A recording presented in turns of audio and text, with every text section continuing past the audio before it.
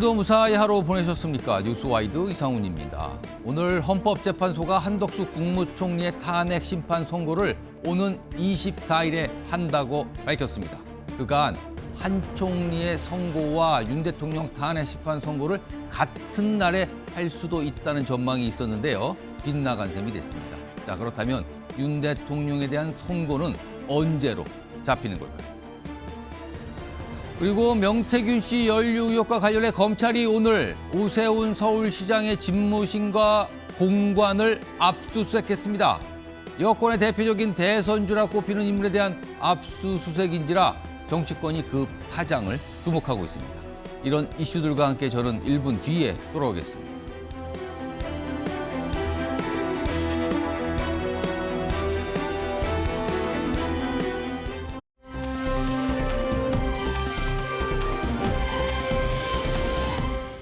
탄핵심판 사건 중 대통령 탄핵심판 사건을 최우선으로 처리한다는 방침은 그대로 유지한다. 대한민국이 극단의 시대를 넘어 합리의 시대로 나아갈 수 있도록 헌재가 우리 사회의 마지막 보루로서 현명한 판단을 내려주시기를 간곡히 당부드립니다.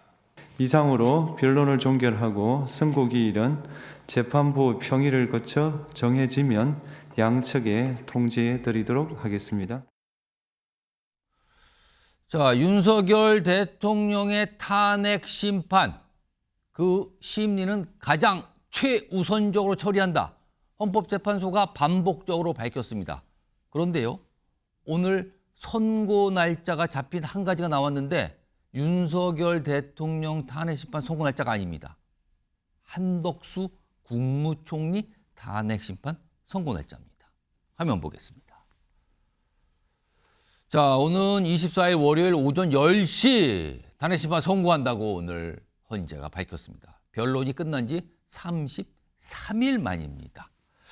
자, 그런데요. 여기서 이제 궁금한 대목이 눈에 띄게 됩니다. 오늘 요 얘기 집중적으로 좀 해볼 건데요. 세 분 자리하고 계십니다. 우선 송영훈 전 국민의힘 대변인 나와 계시고요. 그다음에 김상일 정치평론가 모셨습니다. 그리고 손정혜 변호사 나와 계십니다. 안녕하십니까? 안녕하세요. 우선 손정혜 변호사. 이 한덕수 국무총리 탄핵안이 국회 통과한 거는 작년 12월 27일이에요. 그리고 그보다 한참 앞서서 12월 14일에 윤석열 대통령 탄핵안이 통과됐습니다. 근데 지금 뒤늦게 뒤쪽에 통과된 한덕수 총리 사건이 먼저 선고가 나오는 겁니다. 그러면 근데 그동안 누누이 먼저 처리한다고 강조했는데 이제 그게 순서가 이제 뒤섞이게 된 거예요. 순서대로 안 가고요. 윤석열 대통령 건보다 한덕수 총리 건을 먼저 선고하는 이유는 뭐라고 봐야 될까요? 네, 일단 예초에 헌재에서 밝힌 계획에 대한 다수의 변경, 그러니까 사정 변경이 있었던 것으로 추정됩니다. 앞서서는 대통령에 대한 사건이 가장 중대하기 때문에 가장 먼저 선고할 것이라고 했지만 이 원칙도 이미 깨진 상황이죠. 감사원장과 검사들에 대한 선고 먼저 이루어진 점에 있어서는 이 원칙이 고수되지 않고 다른 이유로 변경됐다 이렇게 보셔야 될 것 같고요.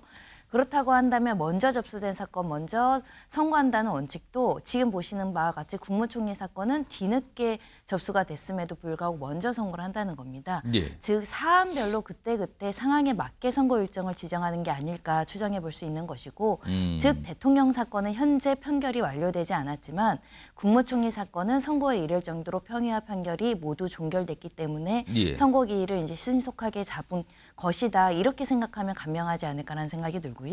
다만 일각에서는 국무총리에 대한 심판 결정의 쟁점과 대통령에 대한 쟁점이 일부 일치하거나 쟁점이 같은 부분이 있기 때문에 예. 동시에 선고할 필요성이 있는 거 아니냐 이런 관측도 있었지만 일단 대통령에 대한 선고 일정은 지정되지 않은 걸로 보여서 국무총리 건 먼저 선고되고 그 이후에 대통령 선고가 이루어지지 않을까 합니다. 그러니까 뭔가 이른바 뭐 선입 선출 이런 얘기하죠. 먼저 접수된 사건은 먼저 선고를 한다. 이게 통상적인 절차일 거 아니에요. 그런데 지금 이 절차대로 가지 않고 있어요. 먼저 선고된 게 아직까지 선고리 안 나온 거고요. 뒤늦게 선고된 게 먼저 나오는 경우가 발생하고 지금 한덕수 총리 건 역시 먼저 들어온 게 먼저 결론 난 이거하고 맞지가 않게 된 거예요. 송영훈 전 대변인. 좀 손정혜 변호사가 잠깐 말씀하셨어요. 그동안 일각에서는 윤석열 대통령 선고와 한덕수 총리에 대한 선고가 같은 날 동시에 나올 수 있지 않겠느냐라는 전망이 있었어요. 근데 그 전망 빗나갔거든요.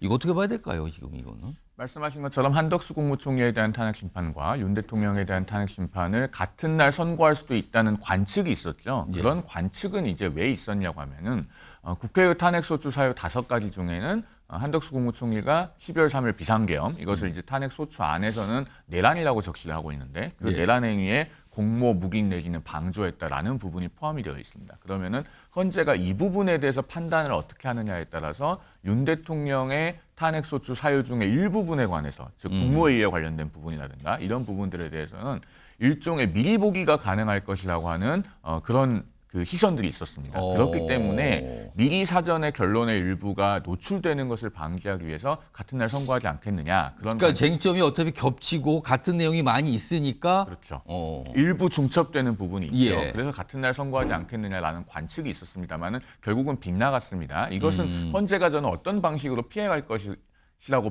보느냐 하면은요. 일단 우리가 판단을 할 때는 사실관계를 먼저 정리를 합니다. 예. 즉 국회가 탄핵소추 사유에서 제시한 일정한 사실관계들이 있을 겁니다. 예를 들면 그 당시에 국무회의에서 비상계엄을 심의하는 과정에서 한덕수 국무총리가 말리지 않았다든가 이런 부분들이 있을 건데 이런 사실 인정에 있어서 먼저 소추 사유로 제시되는 부분들이 사실인지 여부를 판단할 겁니다. 그런데 지금까지 윤 대통령의 탄핵 심판에서 드러난 경과 또 한덕수 총리의 탄핵 심판에서 드러난 경과를 보면은 한덕수 총리가 말리지도 않고 아무것도 하지 않았다고 보기에는 대단히 어려운 측면이 있거든요. 그러면 그 사실 인정에 있어서 소추 사유가 부정이 되면 더 이상 나아가 살펴볼 필요가 없이 그 청구인의 주장은 이유 없다라고 판단하는 방식으로 이 비상계엄이 내란인지 여부에 대해서는 한덕수 총리 사건에서 직접 판단하지 않는 기술적인 장치가 얼마든지 가능합니다. 아마 이런 부분들을 통해서 윤 대통령 탄핵 심판의 결론 미리 보기가 되는 상황을 헌재가 좀 세심하게 방지하지 않았을까 저는 그렇게 지금 추론하고 있습니다. 혹시요, 뭐 아직은 모르겠습니다만 쉽사리 예단할 수는 없습니다만 한덕수 총리의 탄핵 심판 선고가 기각이나 각하로 나올 경우, 예를 들어서 기각이 나올 경우에는 윤석열 대통령의 탄핵 심판 선고하고는 어떻게 영향 또는 해석이 가능한 겁니까? 그 부분에 대해서 사실 직접적인 영향을 미치기는 어려울 걸로 봅니다. 앞서도 말씀드렸듯이 한덕수 총리 사건의 결론으로 인해서 윤 대통령의 탄핵 심판은 이미 결론이 특정하게 예정된 것이 아니냐라는 시선이 광범위하게 형성되는 것을 헌재가 지금 의식하고 있을 것으로 보이거든요. 그래서 그 부분에 대해서는 굉장히 노련하게 결정문을 작성하고 있는 그런 마무리 단계일 것으로 저는 생각합니다. 그래서 그 부분은 독립적이고 어떻게 보면은 상호 무관하게 전개될 가능성이 높다. 법률가의 한 사람으로서는 저는 이렇게 예상하지 않을 수가 없네요. 자, 일단 오늘 많은 분들이 예상을 하지 못했어요. 한덕수 국무총리에 대한 탄핵 심판 선고 날짜가 오늘 나올 거라 몰랐습니다. 갑자기 헌재에서 그 얘기를 공개한 거거든요. 그리고 오늘 24일 오전 10시로 잡혔습니다. 자, 그러면 더 큰 관심사는 윤석열 대통령 탄핵 심판 선고 날짜가 언제냐는 거죠, 지금요. 오늘도 그 얘기는 없었어요. 화면을 좀 정리해 보겠습니다. 일종의 달력이 나오는데요. 일단 오늘 목요일 20일, 내일. 그러니까 뭐 내일 하루 남긴 했으나 오늘까지 얘기가 없는 것 같아서 내일은 아닌 것 같아요. 그렇다면 결국은 다음 주 이후로 넘어간다는 얘기가 되는 건데 일단 다음 주 날짜 좀 보겠습니다. 월요일인 24일이 한덕수 총리 탄핵 심판 선고 날짜 잡혔죠. 방금 전해드렸어요. 그리고 그 다음 날 25일은 뭐가 없습니다. 그리고 26일은 이재명 대표 선거법 사건 2심 선고가 나오는 날입니다. 이것도 굉장한 관심사죠, 지금요. 그리고 그 뒤에 27일, 28일 아직까지 뭐가 없어요. 일각에서는 그래서 27, 28 이때 뭐 나오는 거 아닙니까? 라는 얘기도 있습니다만 모르는 거죠, 지금 상황에서는요. 김상일 평론가께는요. 일단 다음 주 26일이 어떤 게 기준점으로 지금 잡혀 있어요. 그러니까 이재명 대표와 관련된 아주 이재명 대표의 정치적 운명을 가름할 수 있는 2심 선고다. 이 평가받는 이 선거법 위반 혐의 2심 항소심 사건 선고가 나오거든요. 네. 자, 그런데 지금으로서는 이 윤석열 대통령의 선고가 26일 뒤로 잡힐 가능성이 커진 거 아닙니까? 25일은 그렇죠. 아닐 것 같고요. 그렇다면 민주당으로서는 지금 엄청난 불만을 갖게 되는 상황입니까? 민주당으로서 불만을 갖느냐, 뭐 민주당의 많은 사람이 불만을 갖겠죠. 예, 민주당의 다수가 그럼 불만을 다수가 가질 수 있는 불만을 가질 거지 당으로서 불만을 가질 일은 저는 아니라고 그럼 이재명 보고요. 대표와 민주당 소속의 많은 당원들이 불만을 그렇죠. 가질 수 있는 왜냐하면 상황이 당 대표와 관련된 예. 일이기 때문에 많은 민주당의 구성원들이 불만을 가질 가능성이 있습니다. 왜냐하면 지금 이재명 대표의 선고일과 탄핵 심판일은 어떻게 맞물려 있냐면 대선일 전에 예. 그 이재명 대표의 대법원 판결이 선거법과 관련된 대법원 최종심이 판결이 나오느냐. 최종심이 나오느냐 안 나오느냐의 예. 가능성이 높아지느냐 낮아지느냐 하고 연동이 돼 있거든요. 그런 차원에서 볼 때 이재명 대표를 지지하는 많은 당원들이 그 부분에 대해서 불만을 가질 수 있다라고 생각을 하는데요. 당의 문제는 아니죠, 이게. 당의 문제는 아니고 기본적으로는 뭐 한 후보가 예. 될 수 있는 유력 후보가 될 수 있는 부분에 해당하는 것이기 때문에 많은 사람이 불만을 갖겠지만 그 탄핵 심판 예. 그것은 빨리 나올수록 좋다가 기본 생각인 겁니다. 빨리 나올수록. 왜? 이거는 당의 유불리, 개인의 유불리를 떠나서 예. 지금 국가가 빨리 안정화되지 않으면 국가 경제와 국민의 민생이 예. 언제 무너질지 모르는 거예요, 지금. 그래서 이게 뭐 무너지면은 그냥 무너져가지고 살짝 뭐 넘어지는 게 아니라 예. 저 아래로 추락하는 거거든요. 국가나 뭐 국민이나 삶이 예. 저 아래로 추락하는 거기 때문에 그 불안감을 빨리 해주고 예. 그리고 경제가 빨리 돌아갈 수 있게 해줘야 된다. 왜냐하면 어느 누구도 투자 결정이라든가 그 일자리를 뭐 새로 만드는 결정이라든가 예. 고용 결정에 아무도 지금 결정을 내릴 수가 없는 상황이잖아요. 경제가 거의 멈춰 있는 상황이기 때문에 이 국가적 위기를 극복하기 위해서 하루라도 빨리 해야 된다는 게 기본적인 민주당의 입장이다. 그리고 그 입장은 이재명 대표의 이거와도 뭐 일정 정도 이해관계가 맞물려 있지만 예. 꼭 그것 때문에 그렇다라고 얘기는 할 수 없습니다. 그 방금 봤던 날짜 추정하는 그 달력을 한번 불러보죠.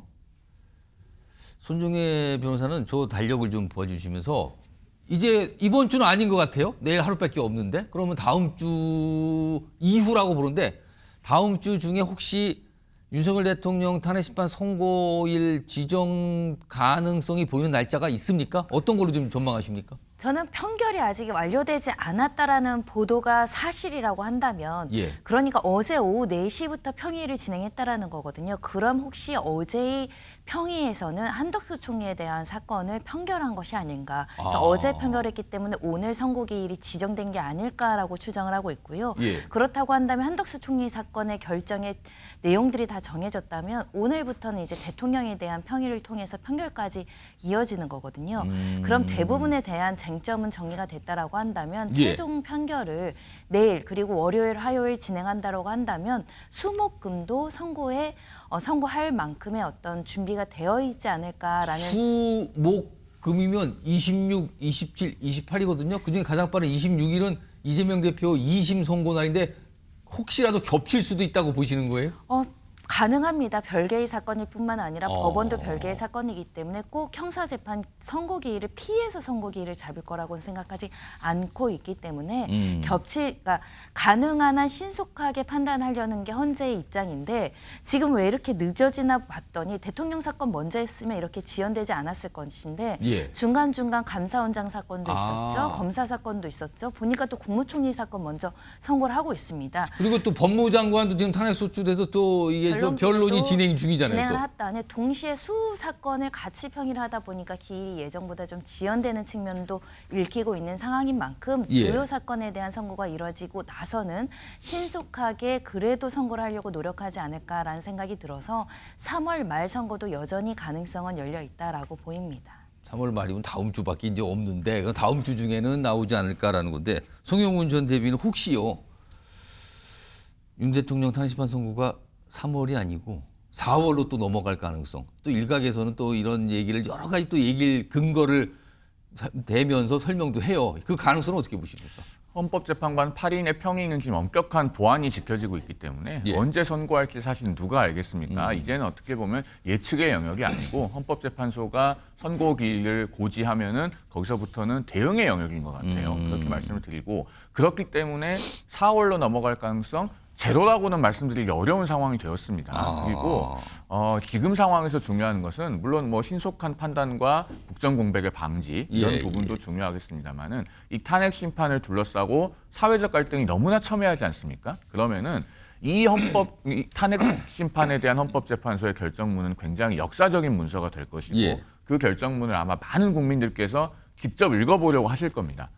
최대한 논란이 없이 수용성을 높이는 것이 중요하다고 보기 때문에 예. 정말 한 글자 한 글자 헌법재판관들이 완결성을 기해서 결정문을 작성하기 위하여 더 시간이 필요하다라고 한다면은 우리 사회가 조금 용인해줘야 되는 부분도 있지 않을까 저는 개인적으로 생각합니다. 그래서 물론 이것을 무한정 시간을 줄 수는 없는 것이고 2명의 재판관이 퇴임하는 4월 18일 전까지는 정리가 되어야 한다고 하는 것이 현실적이겠죠. 그러나 그런 사회적 수용성을 높이기 위해서 헌재가 4월 17일까지 시간이 필요하다. 만약 그런 입장이라고 한다면은 그런 것을 우리 사회가 어느 정도 이해하고 용인해줘야 하는 측면도 있지 않을까라고 생각합니다. 다만 개인적으로는 3월 28일 선고가 가장 가능성이 높을 것 같긴 합니다. 그래요? 그러면 그 달력 다시 한번 볼까요? 그럼 다음 주거든요. 지금 송영훈 전 대변인도 그렇고요. 손종혜 변호사도 다음 주 정도에는 나오지 않겠습니까? 그 날짜가 26일일지 27일지 28일지 모르겠지만 셋 중에 하나는 나오지 않겠습니까? 그런데 만약에 다음 주에요. 한덕수 총리 탄핵 심판 선고, 이재명 대표 선거법 2심 선고 나오고 또 윤석열 대통령 탄핵 심판 선고 날짜가 잡혀서 그리고 나온다면요. 한마디로 말해서 사법 슈퍼 위크다. 이렇게 불릴만 하네요. 세 가지 결과가 같은 주에 나오는 겁니다. 아마 지금 취재를 열심히 하고 있는 정치부, 사회부 기자들은 엄청나게 많은 일이 벌어지는 한 주간이 될 수도 있습니다. 슈퍼 위크라는 표현이 벌써부터 나오고 있습니다. 일단 봐야 됩니다. 아직은 확실하진 않습니다.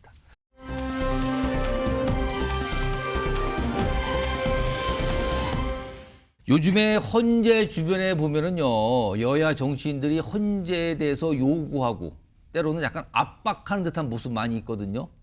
인용해라, 기각해라, 각하해라 막 이런 주장들을 하면서 회견도 하고 시위도 하고 이런 거예요. 그리고요, 오늘 또 삼보일배하는 모습까지 있었어요. 확인해 보겠습니다.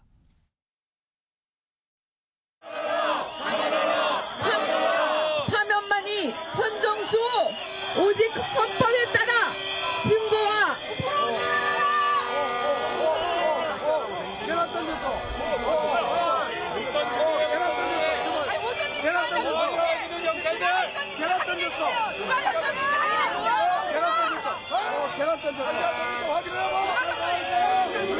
바나나 계란 여기 달걀도 있어요. 그런데 이거는 찐계란인가요? 혹시? 찐계란이 그러니까 계란이 터지는 건 괜찮은데 이 찐계란에서 너무 아파요. 제가 이거는 정말 민주주의 사회에서 있어서는 안 되는 일이라고 생각합니다.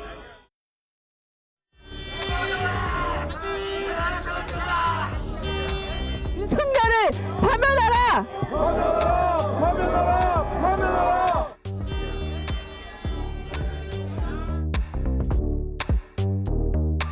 하기 위해서 100m를 준수하며 이곳에 오지 않은 여기 집시법 다 위반입니다.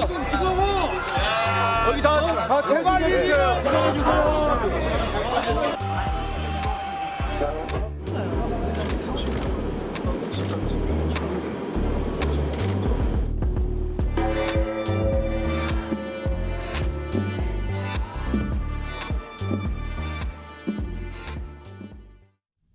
두 가지 영상 동시에 보여드렸거든요. 뒷부분에 나가는 거는 각자의 주장을 하면서 여러 가지 목소리를 높이고 삼보일배하는 모습. 근데 그 앞에서는요. 계란에 맞는 모습 있죠. 오늘 민주당 의원들이 헌재 앞에서 기자회견을 갔는데 그 과정에서 계란이 날라온 겁니다. 그리고 민주당 의원 한 분, 백희련 의원이죠. 머리에 계란을 맞게 되는 겁니다. 그러면서 여러 가지 얘기도 나왔죠. 지금 보시면 갑자기 저렇게 날라옵니다. 김상희 평론가. 네. 저게요. 계란이기에 망정이지 만약에요. 예를 들어서 돌이라든가 아니면 다른 어떤 물건이었더라면 정말 큰일 날 뻔한 거 아닙니까? 이거는요. 그렇죠. 저게 뭐 다른 물건이었으면 뭐 실명이 될 수 있고요. 그리고 기본적으로 계란도 조금만 아래 부분이 뭐 눈에 맞았다면 어떻게 될지 그것도 큰 부상 날 수 있어요. 모르는 것이죠. 그래서 저런 것은 사실상 뭐 정치적인 뭐 테러 행위로 규정하는 게 저는 맞다고 보고요. 정치권에서 저런 일이 없도록 좀 본인들이 그 지지자들을 좀 약간 자극하는 발언을 자제할 필요가 있다 이런 생각이 들고요. 그리고 특히나 어떤 재판의 당사자인 윤석열 대통령과 예. 뭐 다른 고위 정치인들은 자신과 관련된 사법 결정에 대해서 승복을 선언하는 것이 굉장히 중요하다. 왜냐하면 승복이 그 결정에 동의하거나 찬성하거나 공감한다는 뜻이 아닙니다.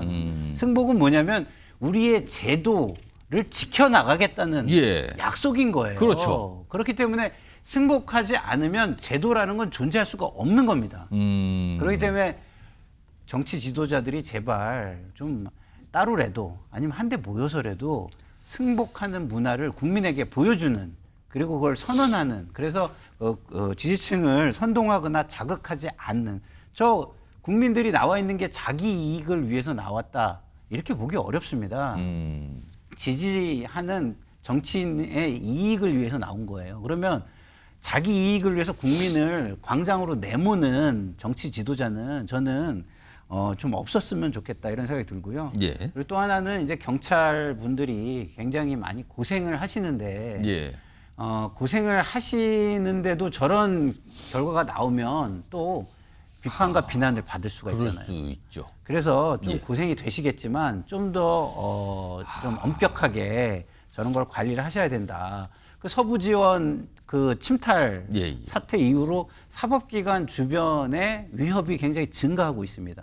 경비를 좀 강화하고 있을 텐데요. 그렇죠. 강화하고 있는데 되게 그렇게 고생을 하고 있는데도 저런 일이 벌어지면 그 고생이 국민들한테 그렇게 인정받지 못하는 상황이 올 거 아니겠습니까? 그런 부분이 저는 좀 안타까워서 경비와 질서 유지에 좀 더 만전을 기할 필요가 있겠다. 특히나 사법기관 주변에서는 저런 일이 있으면 판결 이후에는 또 어떤 일이 있을까라는 우려가 헌재 앞이었어요, 저희가. 그렇죠. 헌재 앞이었어요. 그래서 사법기관 주변에서는 절대 저런 일이 더더욱이 뭐 다른 곳에서도 일어나면 안 되겠지만 요즘 같은 세태에 사법기관 주변에서는 절대 일어나지 않게 관리를 좀 해주시면 좋겠다 이런 말씀을 드립니다. 손정혜 변호사, 지금 뭐 경찰이 수사에 착수했다고 하는데 이건 명백한 처벌 대상이 되지 않겠습니까? 네, 일단 폭행죄가 검토될 수 있는데 정치인에 대한 이런 단순 폭행행위라고 하더라도 양형상은 굉장히 가중하게 처벌될 가능성이 있습니다. 사회적으로 악영향을 끼칠 염려가 있을 것 같고 나아가선 정치인들에 대한 테러 행위로 간주될 수 있기 때문에 과거에도 정치인들에 대한 저런 공격행위가 있었을 때 뭐 기존의 정치인들을 뭐 용서를 하거나 고소 취하는 경우도 있었지만 현재는 우리가 서부지법 난동 사건 이 테러 행위를 보면서 조그마한 정치적인 어떤 의견에 대한 반대 표시자에 대한 공격을 테러 행위로 간주하는 추세거든요. 그런 만큼 이렇게 물건을 덧치고 테러 행위를 한 부분은 반드시 신원을 특정해서 엄중하게 처벌해야 되지 않을까 생각이 들고요. 이런 행위가 엄중하게 처벌되지 않으면 극도로 분노한 어떤 다른 사람들이 또 모방 범죄를 한다거나 더 강력한 수단으로 행위를 할 가능성 배제하기 어렵기 때문에 철저하게 대비해야 될 것 같습니다. 자, 이런 상황에서요, 지금 뭐 각자의 주장을 하면서 단식 농성, 단식 투쟁을 하는 모습들이 곳곳에 좀 있거든요. 근데 이와 관련해서요, 윤석열 대통령이 그동안 석방된 이후에 별다른 메시지가 없었거든요. 근데 오늘 하나 뭐가 나왔다고 합니다. 화면을 보겠습니다. 자, 여기 보면 오늘 인요한 그리고 서명욱 의원이 전달을 받았다 그래요. 두 분은 의사 출신이니까 아마 여러 가지 목적으로 아마 면담을 한 것 같단 말이에요. 그러면서 저 내용이 나왔는데 탄핵 결과가 아무리 중요해도 여러분의 생명보다 소중할 수는 없으니 단식 멈추길 당부드린다. 그러니까 탄핵 반대를 외치면서 단식하는 분들에 대한 어떤 저렇게 메시지가 나왔다 그래요. 송영훈 전 대변인.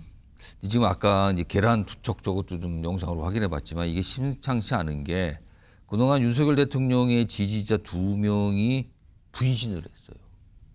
그리고 최근에 또 한 분은 분신 이후에 이제 치료받다 또 돌아가셨어요. 정말 윤석열 대통령 탄핵 심판 선고 당일 정말 아무 일 없을까요? 너무 걱정을 하시는 분이 많습니다 지금. 일단 말씀하신 것처럼 분신해서 돌아가신 분이 있는 것 굉장히 불행한 일이고 정말로 이런 일이 반복돼서는 안 될 텐데요. 말씀하신 대로 2017년 3월 10일 박근혜 전 대통령 탄핵 심판 선고 때도 당일의 선고 이후에 굉장히 격렬한 집회가 있었고 그렇습니다. 당일 그리고 그 결과로 인해서 총 4분이 돌아가셨습니다. 그런 그 사례가 있기 때문에 정말 많은 분들께서 지금 걱정을 하고 계시죠. 지금은 아직 선고 날짜가 잡히지도 않았는데 두 분이 굉장히 그러니까 이 분신이에요. 분신. 두 분 모두 공통점이. 그리고 돌아가셨단 말이에요 지금요. 그렇기 때문에 우리 정치권이 정말 전반적으로 이 사회적 갈등을 어떻게 낮출 것인가에 머리를 맞대야 됩니다. 아까 저희가 그 백혜련 의원이 계란을 맞는 장면도 예. 보지 않았습니까? 그런데 물론 백혜련 의원에게 계란을 던진 사람 잘못했죠. 처벌받아야 됩니다. 그리고 백혜련 의원이 그렇게 계란을 맞은 일 대단히 안타깝고 반복돼서는 안 됩니다. 예. 그렇지만은 그 장면이 어떤 순간이었는지도 볼 필요가 있어요. 원래 헌법재판소 경계로부터 100m 반경 내에서는 집회와 시위는 원칙적으로 안 안 되죠. 됩니다. 안 예. 되는데 민주당 국회의원들이 거기서 기자회견의 형식을 빌려서 사실상의 집회를 한 겁니다. 그 정문 바로 앞이던데. 그렇죠. 그러니까 저런 장면들이 반복되면은요, 선고 당일에도 저기에 집회를 하려고 몰려드는 분들이 물론 경찰이 100m 반경을 완벽하게 통제한다고는 하지만 예. 도대체 우리는 왜 안 되냐라면서 굉장히 과격하게 나올 가능성이 있어요. 그러니까 정치권에서부터 저 헌법재판소 부근에서의 기자회견, 그다음에 1인 시위 이렇게 그 집회에 대한 금기 제한을 우회하는 어떠한 행동도 해서는 안 됩니다. 그리고 더 나아가서는 여야가 헌재 결정에 승복하기로 하면서 더 이상 우리가 장외에 나가지 말자라고 좀 여야 합의를 했으면 좋겠는데 이재명 대표부터가 어제 최상목 권한대행에 대해서 몸조심하라 이렇게 협박성 발언을 그렇습니다. 하면서 논란이 됐죠. 그렇습니다. 우리 사회 갈등의 온도를 굉장히 증폭시키고 있지 않습니까? 이런 부분들이 대단히 우려되고 정말 책임 있는 정치인의 모습을 찾아보기가 어렵다 이런 말씀을 드립니다.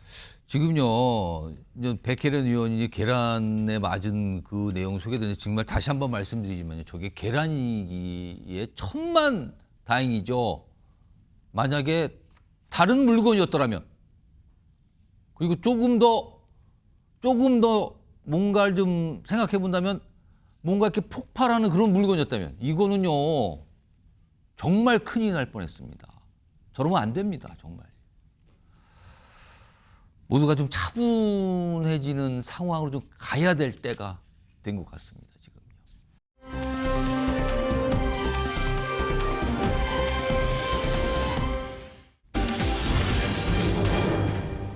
총 안 쏘고 뭐 했나?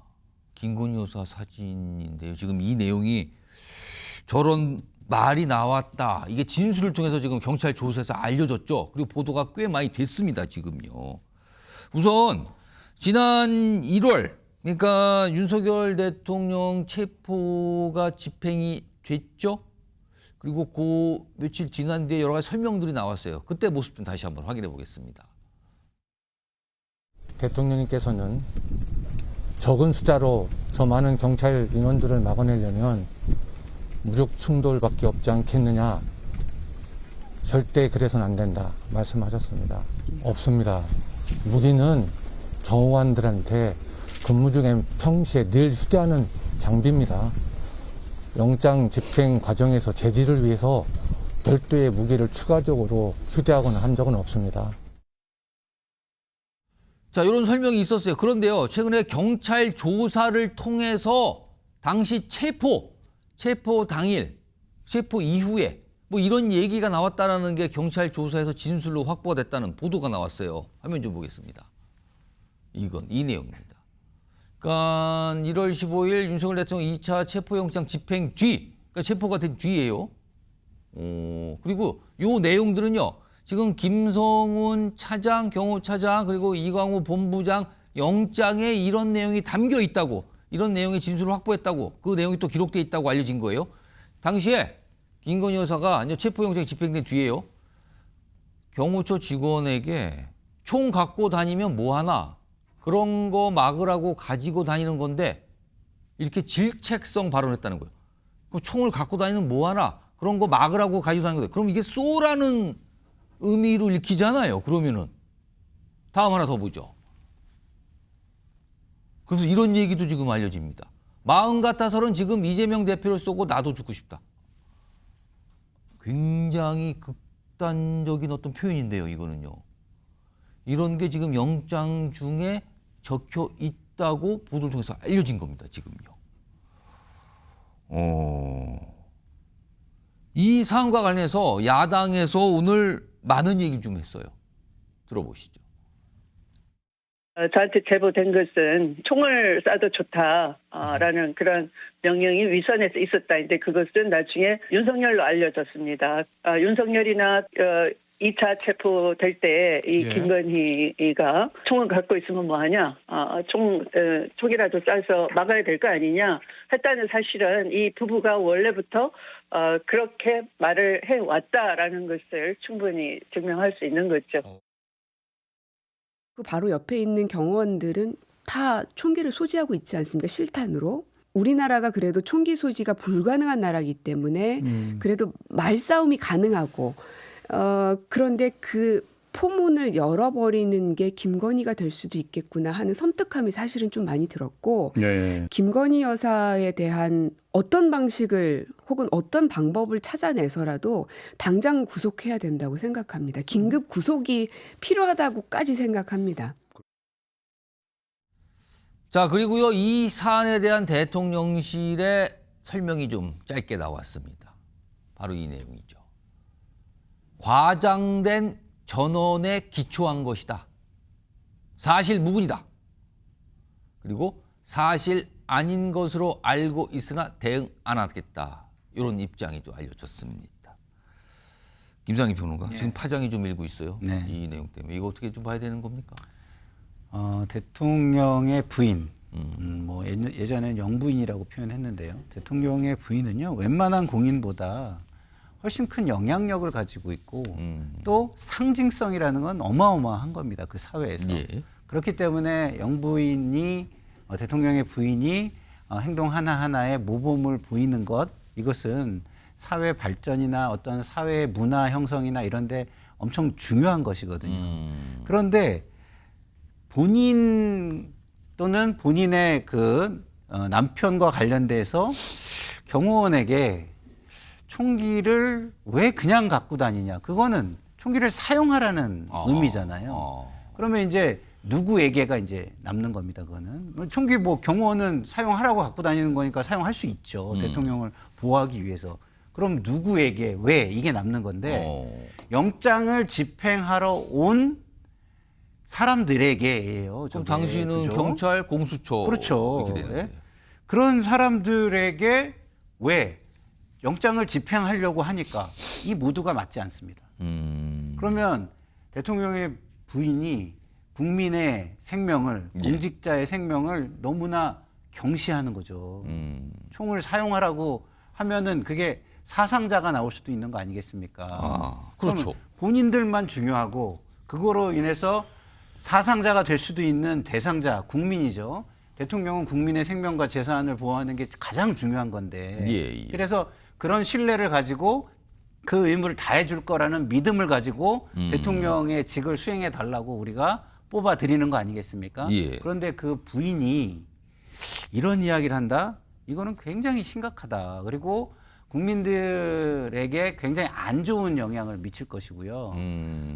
누구나 이렇게 저렇게 고위직에 있는 사람들도 저렇게 쉽게 감정에 의해서 말과 행동을 한다 그러면 그 밑에 있는 사람들은 어떻겠습니까?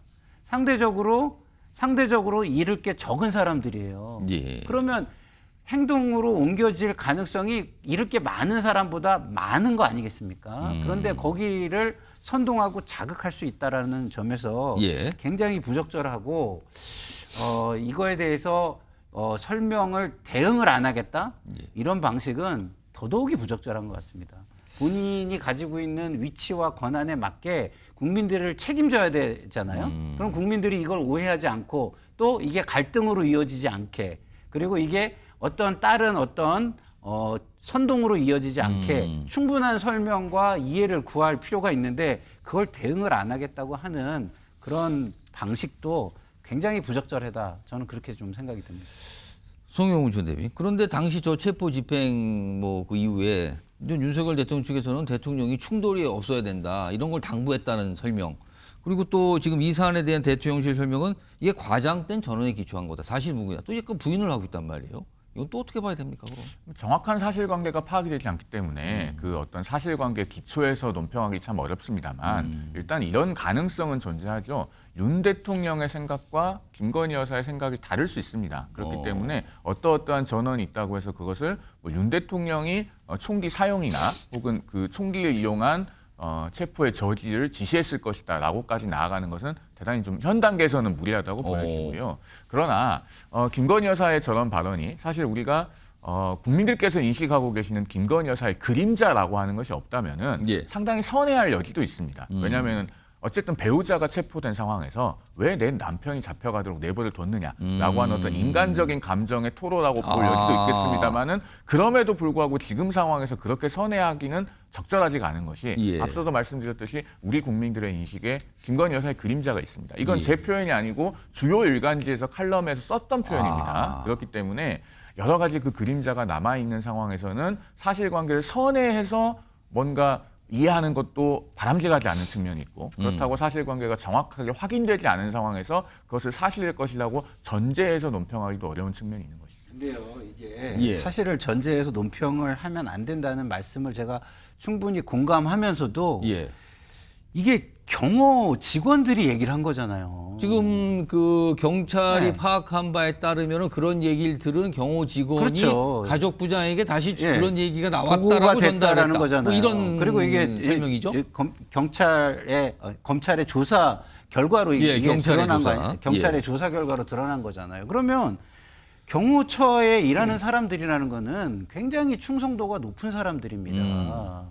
물론 그게 대통령에 대한 충성도도 있지만 그 이상으로는 국가에 대한 충성도가 또 굉장히 높은 사람들이거든요. 그래서 법 수호 의지나 이런 것도 있는 사람들이고 그리고 대통령과 대통령 부인을 지키는 사람들이 이런 얘기를 괜히 왜 하겠습니까? 그런 측면에서 볼 때 만약에 아니라면 김건희 여사가 정말 충실하게 설명하고 해명을 할 필요가 있다 이런 말씀을 드리는 겁니다. 손정혜 변호사, 이거는 진위 여부를 좀 파악하기 위해서라도 김건희 여사가 조사를 받을 가능성 이거 어떻게 봐야 됩니까? 뭐 변수가 있겠지만은 조사 가능성은 있습니다. 왜냐하면 김성훈 차장이 지금 받고 있는 혐의가 특수공무집행 방해죄입니다. 그러니까 적법한 체포영장에 대해서 무력으로 폭력적인 행동으로 저지했다. 이런 혐의를 받고 있는데 만약에 김건희 여사가 이 무력 사용을 하라, 총기까지 사용하라 이런 구체적인 지시를 내렸고 그것이 이 경호처 직원들에게 하달됐다라고 한다면 특수공무집행 방해 교사 혐의로 의율할 여지가 있기 때문에 이 부분과 관련해서는 정확한 조사가 필요하지 않을까 생각이 들고요. 앞서서 이미 윤 대통령과 관련해서도 윤 대통령이 관련해서 체포영장 집행 저지하라는 진술이 있다라는 측면으로 이 수사기관에서도 윤 대통령도 특수공무집행 방해로 조사해야 된다는 목소리가 일전에 있었습니다. 다만 현직 대통령이다 보니 공무집행 방해는 수사를 현재로서는 개시하지 않은 상황인데 향후에 이 증거의 가치 그리고 이 진술의 신빙성이 높다고 한다면 추후라도 조사의 대상이 될 여지는 있습니다. 자, 이런 상황에서요. 어제 오늘 정치권 여야가 첨예하게 대립한 이슈 중에 하나가 김건희 여사 상설특검 법안입니다. 이거는요. 일반 특검법하고는 다른 거예요. 법에 이미 이 상설특검을 운영할 수 있는 법이 있거든요. 그 법에 따라서 어떤 목적으로 어떤 내용으로 상설특검을 가동합니다라는 법안을 통과시키는 거예요. 그러니까 이거는 여러분이 잘 알고 계시는 일반 특검하고 좀 다른 결의 특검, 이름이 상설특검 법안입니다. 어제 국회 법사에서 우선 이걸 놓고 여야가 치열하게 공방을 벌였어요. 먼저 그 내용부터 좀 확인해 보죠. 확실하게 김건희 특검 해야 합니다.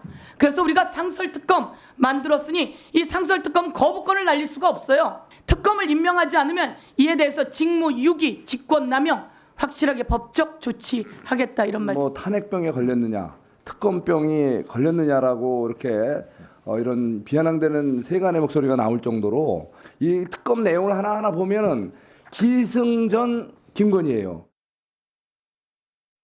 저렇게 공방을 벌였는데요. 그 이후에 법사위 상임위 통과했고 오늘 본회의에 올라갔거든요. 지금 보니까 본회의에 통과됐다는 소식이 나오네요. 영상으로 확인해 보겠습니다. 그러면 윤석열 대통령 배우자 김건희의 주가 조작 사건 등의 진상규명을 위한 특별검사 수사 요구안을 의결하도록 하겠습니다. 투표해 주시기 바랍니다. 재석 265인 중 찬성 179인, 반대 85인, 기권 1인으로서 가결되었음을 선포합니다. 자, 그럼 가결됐어요. 내용을 좀 볼까요? 그리고 여러 가지 상황이 좀 부수적으로 설명이 되고 있죠. 우선 첫 번째 내용입니다. 자, 이 상설 특검안의 내용은 이제 도이치모터스, 삼부토건 주가 조작 의혹, 명품백 수수 구역, 양평 고속도로 노선 변경 의혹, 이런 거 등등등에 대해서 11개 의혹을 수사 대상으로 하고 있습니다. 다음 보겠습니다. 자, 그리고요, 이건 일반 특검법이 아니에요. 그래서 대통령 권한대행의 거부권 행사 대상이 아닙니다. 다만 권한대행이 이것도 특검이 있어야 되는 거잖아요. 그래서 법안이 통과돼서 정부로 가면은 정부에서 특검 추천을 의뢰를 하는 거예요. 그러면 추천하고 나서 또 임명하고 이런 과정이 절차되는데 아예 이게 법안 통과됐지만 거부권 행사 대상은 아니래도 정부에서 그러니까 권한대행이 특검 추천 의뢰를 안 한다면 가동이 안 되는 거예요. 강제할 방법이 없다고 합니다. 이 얘기 좀 해보겠습니다. 우선 송영훈 전 대변인, 그러면 이거 최상목 권한대행이 특검 추천 의뢰를 하겠습니까?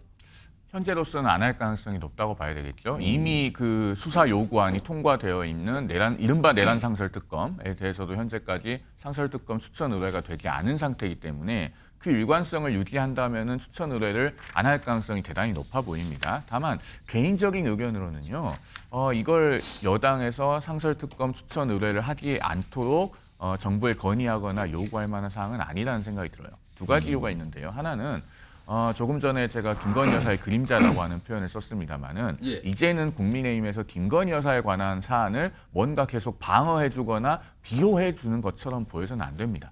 그럴 시기가 지나도 한참 지났고 만약에 탄핵 심판이 인용되는 결론이 나와서 조기 대선이 발생한다면은 그렇게 계속 가는 것은 사실상 대통령 선거를 포기하는 것과 다름이 없어요. 그래서 그런 부분에 대해서 고도로 신중해야 된다라는 말씀을 드리고, 그다음에 두 번째는 예. 이 상설특검의 수사 인력과 수사 기간이 다분히 제한적입니다. 그래서 예. 어떻게 보면은 민주당 지지층이 여기에 대해서 불만을 가질 정도라고 저는 생각을 합니다. 지금 9가지의 김건희 여사 관련된 의혹을 망라를 하고 그 9가지 의혹과 관련된 수사 과정에서의 직무유기 직권남용을 예. 수사 대상으로 포함을 하고 그다음에 관련된 인지사건 이렇게 해서 지금 11가지를 수사 대상으로 잡아놓지 않았습니까? 그런데 우리 상설특검법에서는 파견검사를 5명까지밖에 받지 못합니다. 그러면은 특별검사와 파견검사까지 해도 6명밖에 안 되거든요. 예. 그리고 수사기간은 연장하지 않는다고 치면은 수사 준비기간을 빼고 60일이에요. 6명의 검사가 60일 동안 수사해서 인지사건은 논외로 하더라도 10가지 의혹을 다 제대로 수사할 수 있겠느냐. 예. 오히려 어떻게 보면 민주당 지지층이 불만을 가질 만한 그런 제한된 기간과 인력인데 이것조차도 만약에 상설특검 후보자를 추천하지 말라고 여당이 요구를 한다. 그러면은 중도는 대거 이탈하게 될 겁니다. 이것은 어떻게 보면은 지금 당이 장래에 정할 입장과 혹시 다를지 모르겠습니다만 예. 당을 위한 고언 차원에서 제가 좀 공개적으로 말씀을 드립니다. 자, 김상희 평론가. 예. 일단 송영훈 전 대변인은 아마 이거 특검 후보 의뢰 자체를 안 할 것 같다. 그럼 네. 뭐 그 절차 진행 안 되지만 또 강제할 방법도 없다. 또 멈추는 거네, 교차 상태로 그러면은. 앞서서 명태균 특검법 이런 거에 거부권 행사돼서 또 멈춰 있는 상황인데. 네. 근데 민주당은 계속 또 이런 식으로 멈추지만 계속 이런 형태의 어떤 법안 발의와 통과 이게 반복되는 겁니까, 그러면은? 반복이 되겠죠. 왜냐하면 이 상설특검법은 법이 있는 거고요. 예. 법에 의해서 진행이 되는 것이기 때문에 그것을 지키지 않는다면 이건 법치국가가 아닌 겁니다. 그 법치국가가 아닌 모습이 계속 쌓여간다면 예. 국민이 그것을 계속 두고 볼 수가 없는 거예요. 지금은 탄핵이라는 아주 극심한 갈등 상황에서 이런 것들이 있기 때문에 여기에 예. 주목이 안 되고 있어서 그렇지 좀 더 주목이 될 수 있는 환경이 이루어진다면 보십시오. 특별검사 임명에 관한 법률 3조를 보면 여기에 특별검사 후보를 2명을 지체 없이 추천 의뢰하라고 돼 있어요. 예. 지체 없이 추천 의뢰해야 한다입니다. 근데 법을 이렇게 의무조항으로 그것도 지체 없이라고 표현을 했는데 안 한다? 예. 그건 정부가 법을 지킬 의지가 없는 정부라는 것을 의미하는 거잖아요. 그리고 그중에 한 명을 특별검사로 3일 내에 예. 임명해야 된답니다. 타 기간이나 뭐 지체가 뭐 기간이 뭐 확정은 아니라 그래도 지체 없이라고 한다면은 예. 그날 정도는 해야 되는 그날 정도는 해야 지체 없는 거 아니겠습니까? 그래서 이런 것들이 대부분 다 규정이 돼 있는데 하지 않는다. 법을 만들어 놓고 지키지 않는다. 그게 법치국가라고 할 수가 없잖아요. 그래서 지금 최상목 권한 대행은 이 정치적인 굉장히 혼란기에 대통령의 탄핵과 관련된 것은 뭐 여러 가지 상황상 뭐 어려움이 있었다고 하지만 예. 이 김건희 여사 특검 다시 말해서 상설 특검까지 하지 않는다면 예. 법치를 하지 않겠다, 민주주의를 하지 않겠다라는 것을 의미하는 것이기 때문에 굉장히 심각한 것이고요. 지금 당장 논의가 안 되더라도 이거는 상당한 나중에 큰 논란을 일으킬 만한 것이다. 그 부분을 좀 감안해서 결정을 하시라 이런 말씀을 드리고 싶습니다. 자, 오늘도 여야의 어떤 공방 속에 김건희 여사 상설 특검 법안이 본회의를 통과했다는 소식 영상으로 들어와서 바로 좀 전해드렸습니다.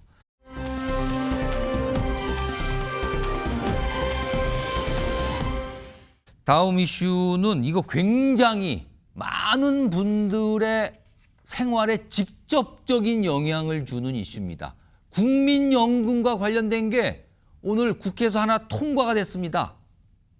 굉장히 중요하죠. 실제 생활과 영향을 미치니까요.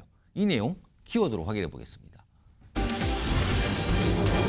더 내고 더 받는다. 오늘 국회를 통과한 국민연금 개혁안의 골자 간단히 말씀드리면 지금보다 돈 더 내고요. 그리고 시간이 흘러서 조금 더 받게 됩니다. 이겁니다. 굉장히 단순하죠. 실제 안에는 복잡한 내용들이 좀 많이 있습니다. 오늘 국회 본회의를 통과한 연금개혁안 그 장면 좀 확인해 보겠습니다. 국민들의 관심을 크게 끌기도 했고 또 국민들의 삶에 아주 직접적으로 영향을 미치는 연금개혁과 관련해서 오늘 여야가 합의를 했습니다. 매우 역사적인 순간입니다. 그래서 여야가 머리를 맞댄 건 참으로 소중한 우리 소중한 그런 과정이었고 우리 정치사에도 크게 기록될 만한 그런 사안이라고 생각합니다. 자, 이렇게 여야가 합의됐고요. 그리고 곧바로 국회 본회의에 올라가서 통과가 됐다고 합니다. 자, 그럼 내용 좀 확인해 볼까요? 이게 굉장히 중요합니다. 자, 위에서부터 차례차례 보겠습니다. 이게 자칫 어려울 수 있지만 가능한 시청자 여러분께 아주 쉽게 좀 전달해 보겠습니다. 국민연금 18년 만에 개혁이 이루어지는 겁니다. 그동안 한 두 차례 정도 개혁이 있었어요. 조금씩 바꿨거든요. 자, 근데 간단하게 말씀드리면 저 가운데 빨간 글자가 있어요. 40년 가입을 전제로 하고 25년 수급 과정 뭐 하여튼 전제하면요. 지금보다 한 5천만 원 정도 더 내고 2천만 원을 더 받는 상황이 된답니다. 그럼 많은 분이 그럴 거예요. 아니 내는 건 더 내는데 받는 건 뭐 조금입니까? 그래서 이게 더 내고 그거보다 조금 더 받는 개혁이라 그러죠. 예를 들면 월 평균 소득이 309만 원인 가입자가 있다고 가정해 보겠습니다. 그러면은 월 6만 원 정도를 지금보다 더 내야 한답니다. 그리고 향후에 65세 이후에는 월 9만 원 정도를 좀 더 받게 된답니다. 근데 이게 내는 기간이 길잖아요. 그래서 5천만 원을 더 내고 전체적으로 보면 2천만 원을 더 받는 이 상황이랍니다. 내용을 좀 더 복잡해 보면 내는 돈의 비율이 9에서 13% 늘어나고요. 소득 대체율은 이제 받는 돈의 비율이거든요. 이게 40에서 43% 조금 늘어나는 폭이 좀 다르죠. 이렇게 돼 있습니다.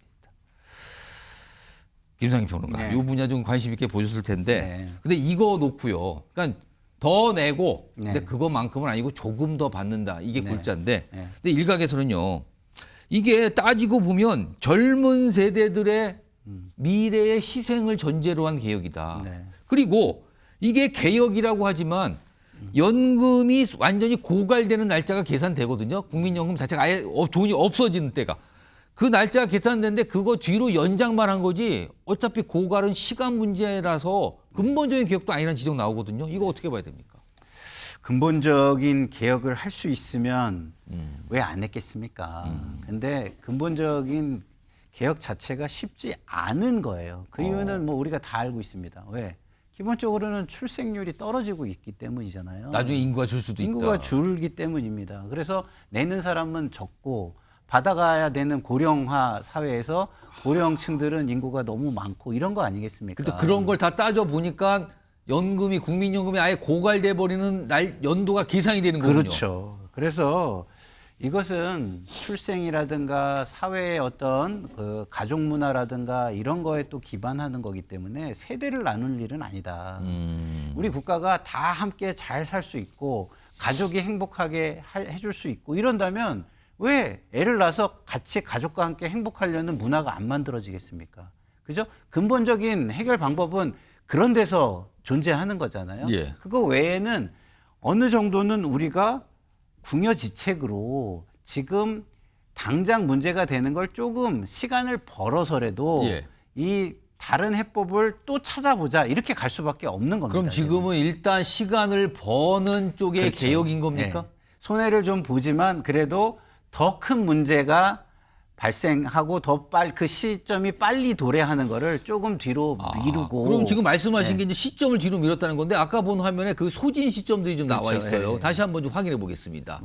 그 내용 좀 보겠습니다. 여기 보시면 아랫부분에 아까 설명 안 드린 게 그러니까 국민연금이 이게 적자로 바뀌는 거. 그러니까 점점 돈이 줄어들게 되는 거예요. 갖고 있는 돈이. 이게 지금이라면은 2041년인데 요번에 개혁으로 2048년으로 7년이 미뤄지는 거고요. 기금이 완전히 소진되는 게 지금 계산이면은 2055년인데 오늘 통과된 이 개혁으로 2064년으로 9년이 늦춰진다. 각각 7년 9년 정도를 뒤로 시간을 벌었다. 이 뜻이 되는 겁니까, 그럼? 네, 그렇죠. 그래서 그 사이에 우리가 뭐 사회 전체적인 분위기와 문화를 바꾸는 방법이 하나가 있고요. 또 하나는 이제 국민연금을 또 운영하는 기관이 있습니다. 그렇죠. 그래서 운영을 하는데 이게 굉장히 우리나라의 운용 방식은 그 민간 기법을 들여와서 큰 수익을 내는 어떤 투자 기법이나 이런 걸 들여오기가 굉장히 어려워요. 안정적 투자 위주로. 혹시나 손실이 날까 봐. 손실이 날까 봐. 그래서 이게 민간 매니지먼트십이라고 해야 되나? 민간 경영 기법이 들어오기가 그렇게 쉽지 않은 구조를 가지고 있습니다. 그래서 그런 부분을 다 생각해 가지고 개혁들이 다방면에서 논의가 되고 개혁이 된다면 점점 개선이 될 수 있는 겁니다. 근데 지금 만족스럽지 못한 것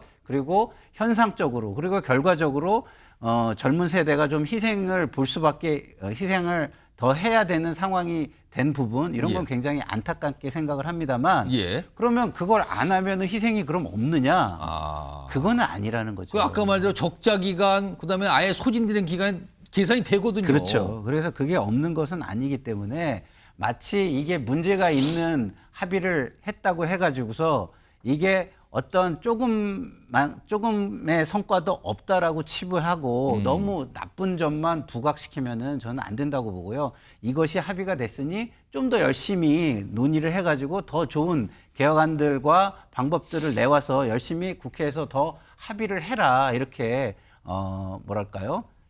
추궁 아니고 이렇게 독려하는 것이 더 낫지 않을까 이런 생각이 듭니다. 그렇다면 결국은 인구가 좀 많이 늘어나거나 일할 수 있고 돈 버는 인구가 많이 늘어나거나 아니면 국민연금이 운영해서 수익을 많이 내거나 이러면 어떤 정도 해결이 되는 건데 글쎄요. 그게 쉽지 않은 일이라서 이렇게 개혁을 하는 거겠죠. 그리고 여기에 또 한 가지 덧붙이자면 지금 국민연금 말고 공무원연금 등등 다른 연금들 많아요. 이거 모든 걸 통합해서 개혁하는 방안, 뭐 구조개혁이라 그러는데 이거는 아직 뭐 논의도 제대로 못하고 있는 상황입니다.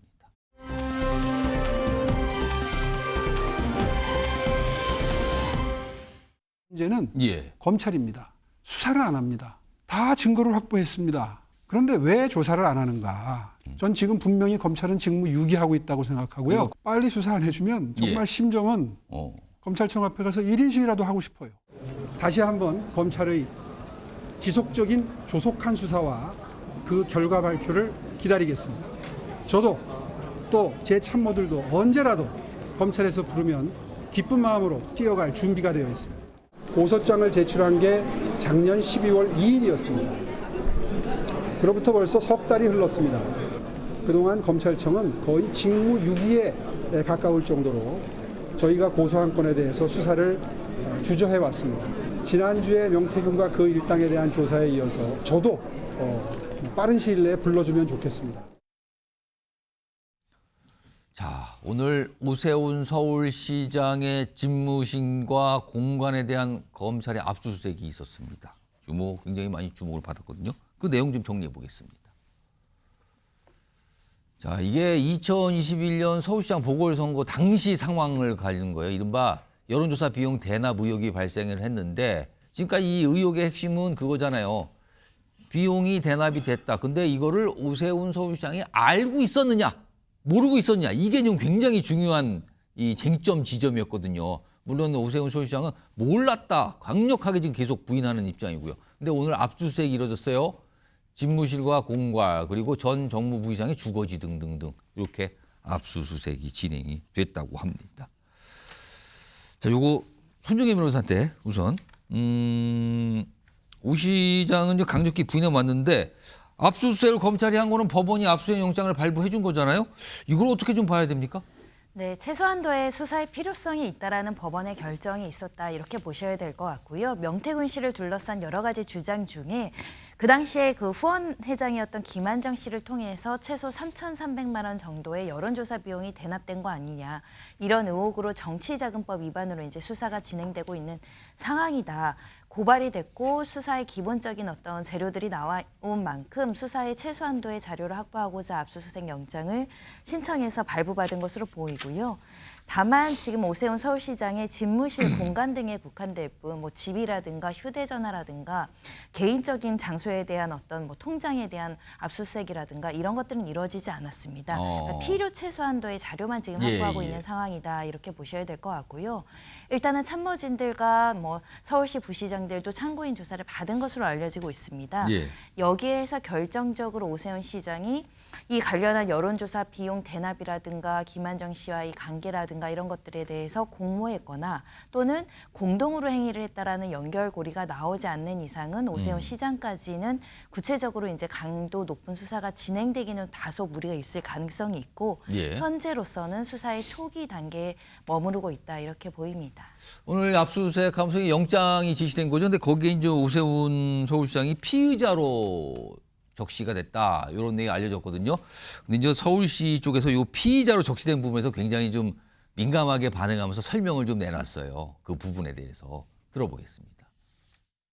압수수색 발부 피의자 의미도 그 고발 사건의 피의자라는 것이고요.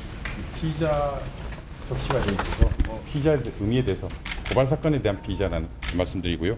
강철원 전 정무부시장은 제3자 참고인신 분이고요. 자, 이 얘기 좀 깊숙하게 다뤄보겠습니다. 두 분 또 모셨거든요. 김동원 국민의힘 대변인 나와 계시고요. 정기남 주선대 개공교수 자리하고 계십니다. 안녕하십니까. 우선 김동원 대변인. 네. 사실 명태균 씨 의혹과 관련해서 최근에 좀 거론됐던 인물이 오세훈 서울시장과 함께 홍준표 대구시장도 있었어요. 그렇습니다. 근데 압수수색은 일단 오세훈 서울시장에 대해서 오늘 이루어졌거든요. 오 시장으로서는 정치적으로 이게 사실 큰 부담이 되는 거 아닙니까? 이 자체가요, 지금요? 이 자체가 어느 정도 부담스럽기는 분명하죠. 지금 상황에서 벌써 명태균 이 이른바 스캔들의 오세훈 시장이 지속적으로 거론되는 그 자체가 거론되고 그렇습니다. 있고. 그래서 이 부담이 안 될 수는 없습니다만은 오늘 그 압수수색에 대해서는 별안간 이 압수수색 영장이 떨어지고 참 당황스럽게 압수수색을 맞이한 건 아니고요. 제가 파악을 해보니 상당 부분 이 예정된 수순이다라는 것이 되어 있습니다. 그래서 뭐 크게 당혹스러운 건 아니고요. 또 압수수색이 예정된 수순이라면은 오세훈 시장이 검찰 출두도 이제 다음 순서로 이 생각을 하고 있습니다. 그래서 이름은 다음 주에 부르면 언제든지 가겠다라고. 소환 조사가 있을 수도 있다라는 걸 좀 대비하고 있군요. 그렇습니다. 소환에 따라 이거는 뭐 소환은 불가피하죠. 어차피 수사를 마무리하려면은 당사자로 거론되고 있는 오세훈 시장의 진술이라든가 정황 이런 것들을 설명을 해야 되니까요. 그래서 오늘의 압수수색이라든가 또 다음 주에 있을지 모르는 그 소환에 대한 대비는 이미 충분히 예견된 것이다라고 해서 크게 당황 하는 기색은 없습니다만은 이 자체가 자꾸 거론되는 자체가 지금 우리 앵커님 말씀하신 대로 이른바 이 유력 정치인으로서 부담스럽기는 뭐 당연합니다만은 글쎄요 제가 지난번에 우리 프로그램에서도 말씀드렸지만 결과적으로는 오세훈 시장에게 큰 타격을 가하는 일은 벌어지지 않을 걸로 저는 예측을 하고 있습니다. 오늘 오세훈 서울시장 휴대폰을 또 제출했다고 그래요? 그렇습니다. 이것도 자발적으로 한 걸로 제가 알고 있는데요. 예. 포렌식도 협조를 하겠다라고 하는 얘기고요. 명태균의 입 또 명태균의 황금폰을 주시를 하는 그 세력들이 많이 있지 않습니까? 그렇습니다. 특히 민주당에는 명태균 그래서 이른바 명태균 사단이 민주당 내에 있다. 명태균 입을 바라보고 있는 그렇기 때문에 지금 오세훈 시장 측은 이게 빨리 압수수색뿐만이 아니라 본인의 소환 이런 것도 빨리빨리 이루어져서 이제 이 명태균 스캔들에 오세훈 이름이 안 나오게끔 하는 것이 가장 큰 이 바람이자 거기에 협조를 하겠다 이런 스탠스로 알고 있습니다. 이런 가운데 오늘 26일 국회 상임위 중에 하나의 법사위에서 이 내용을 좀 논의하기로 날짜를 잡았어요. 근데 여기에 명태균 씨가 증인으로 채택이 됐다 그러네요. 근데 나올까요? 저번에 과거도 안 나왔는데 벌써 이런 내용 나오네요. 26일 긴급 현안 질의가 있는데 증인으로 채택. 근데 이제 명태균 씨 측에서 이런 설명이 나오네요. 법사위 증인으로 출석 안 할 것이다. 불출석 사유서 아직은 제출한 상태는 아닙니다만 일단 안 할 것이다. 물론 그날 또 갑자기 또 마음을 바꿔서 올 수도 있지만 그래서 아직 사유서를 안 냈으니까 그렇지만 지금으로서는 출석 안 한다라고 이렇게 설명이 좀 되고 있어요. 정기랑 교수님, 지금 사실은 오늘 압수수색이 그렇게 주목을 받았던 이유는 오세훈 서울시장이라고 하면 여권 내의 대표적인 대선 잠룡입니다. 그리고 윤석열 대통령 탄핵 심판 선고 결과에 따라서는 조기 대선이 있을 수도 있습니다. 그렇죠. 그런 두 가지 상황을 모두 감안했을 때 이 압수수색 갑자기 뭘까? 이게 파장이 뭘까? 그거거든요. 만약에 조기 대선이 있다면 여권 후보 간의 경쟁, 오늘 이런 사안이 어떻게 영향을 좀 줄까요? 상당히 영향을 줄 수 있죠. 앞서 김동호 대변인께서도 얘기하셨습니다만 저게 이제 검찰 수사가 어느 방향으로 가느냐에 물론 달려 있긴 합니다. 예. 약간 오늘의 압수수색은 좀 뜬금없긴 합니다. 떼늦은 감이 있어요. 앞으로 작년 말부터 명태균 의혹이 제기될 때마다 오세훈 시장은 끊임없이 제기됐었습니다. 예. 실제로 작년 연말만 하더라도 만약에 조기 대선이 있게 된다면 오세훈 시장 같은 경우에 대선 출마의 의지가 있다 하더라도 명태균 리스크 때문에 과연 출마할 수 있겠느냐라는 얘기가 나올 정도였단 말이에요. 예. 자, 근데 이제 와서 이제사 압수수색한다? 뭔가요? 이건 명태균 수사를 마무리 짓기 위한 마무리 짓기 위한? 그렇죠. 그런 수순일 수도 있겠죠. 좀 전에 김동호 대변인께서도 그런 약간 비슷한 뉘앙스로 말씀해 주셨어요. 자, 그것은 다른 말로 뭐냐? 태산명동 서해필일 수도 있다. 자, 그런데 그렇게 끝날 수도 있겠지만 어찌됐든 이번에 그 소위 이른바 부동산값 폭등, 이른바 토지거래 허가제 해제 번복 문제라든지 그런 어떤 정치적인 이슈와 더불어서 자, 사법 리스크가 더 치워진 이미지는 있습니다. 그리고 여기서는 역시 검찰 내 주변에 나오는 얘기에 불과합니다만 결국 이 검찰이 국민의힘 내부의 특정 후보와 대단히 라인으로 구성돼 있다. 특정 후보의 라인으로 구성돼 있다. 이런 얘기가 있단 말이에요. 그러면 지금 여당 내에서 가장 어떻게 보면 조기 대선 준비에 있어서 가장 앞서가고 있고 또 최근에 성장 담론을 제기한다든지 개헌 이슈를 주도한다든지 또 이명박 전 대통령을 만난다든지 캠프를 꾸린다든지 이런 일련의 과정에서 가장 앞서 있는 후보가 오세훈 시장이라고 해도 과언이 아닙니다.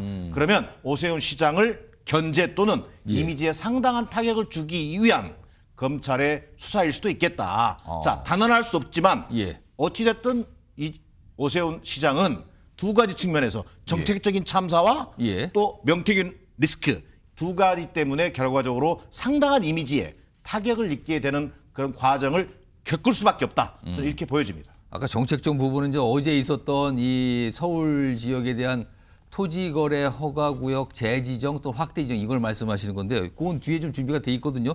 요거는 제가 손정혜 변호사한테 지금 압수수색 다음에 통상적으로는 소환 조사를 합니까?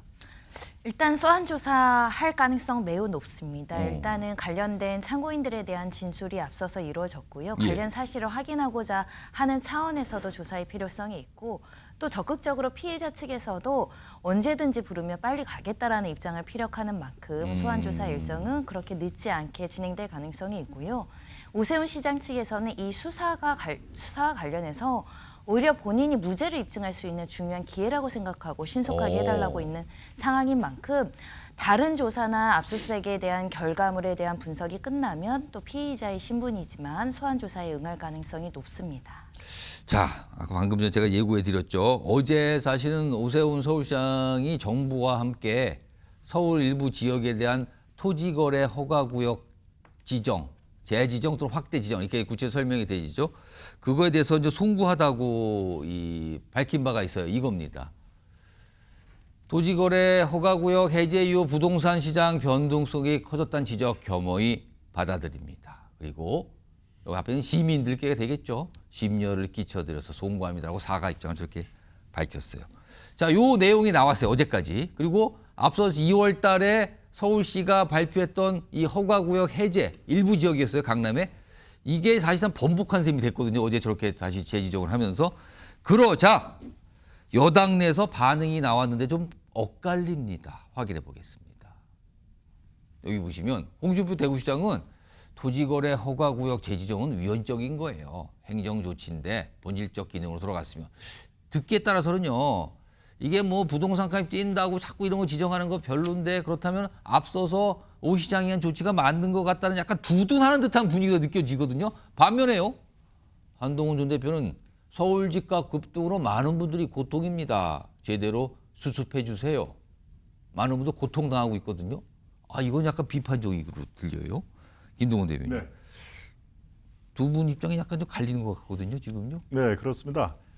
지금 오세훈 시장이 다른 것도 아니고 정책으로 이렇게 상당히 코너에 몰린 것은 제가 쭉 찾아보니까 전례가 거의 없습니다.